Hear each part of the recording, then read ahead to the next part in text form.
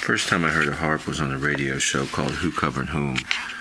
The station was Detroit's Cool Q102, and I listened every Sunday so I could appear in school on Monday, dressed like everyone else in a rugby shirt and jeans and Weegens, and talk about what records were played on Who Covered Whom, as if knowing Little Eva did Locomotion before Grand Funk might obscure that I was the only 12-year-old in Troy who was black and fatherless.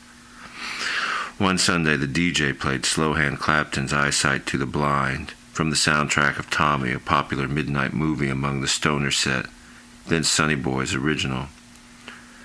The sheer sound, so rough and raw and real, reached inside and shook me. I didn't know how anyone could have made the sound Sonny Boy did.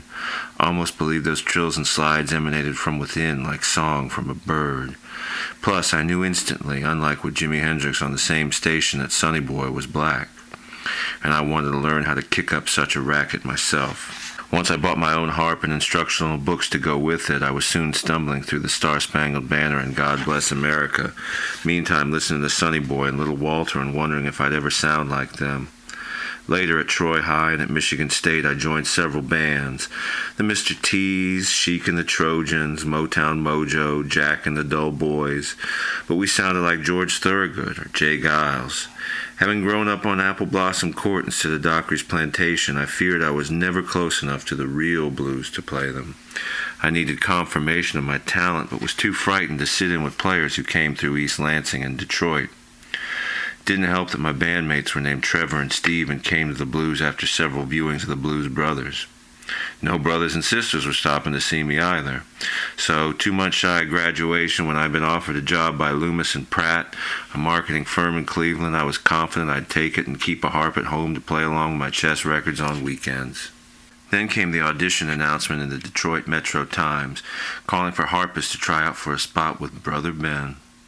I owned but didn't listen much to his and Bucket Mouth's first album, The True Delta Blues, but like I believe Bessie Smith died because she wasn't allowed into a white hospital, and believe Tommy and Robert Johnson sold their souls at the crossroads, and believe Blind Blake shot a dog and alone could ride the New York City subway system with ease, I believe the story in the liner notes about how 12-year-old Ben was arrested for stealing a Stella from a pawn shop, then sent up before some stern but sentimental cracker who asked why Ben had committed such an awful transgression.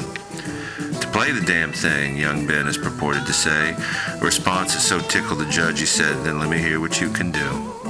Naturally, Ben shook those strings so well without even a lesson that the charge was dropped. I believed all those stories and more, as if by learning them I might make up for my assimilationist experience and play the blues as if I'd lived them. I'm sure the 20 white cats I auditioned with and at Auburn Hills Hilton believed this tale too, only I was chosen to play with the man. My confirmation and my introduction to a world as much defined by manipulation as music making. Still, backstage at our first show together, I asked Ben if the story about him and the judge was true. He didn't even say a word right away, just tilted his head and squinted as if I were indeed the rawest Negro on the block.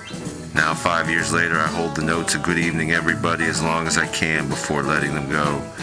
This morning, flying from New Orleans to LAX, when I first read the polls, I believed things had turned my way.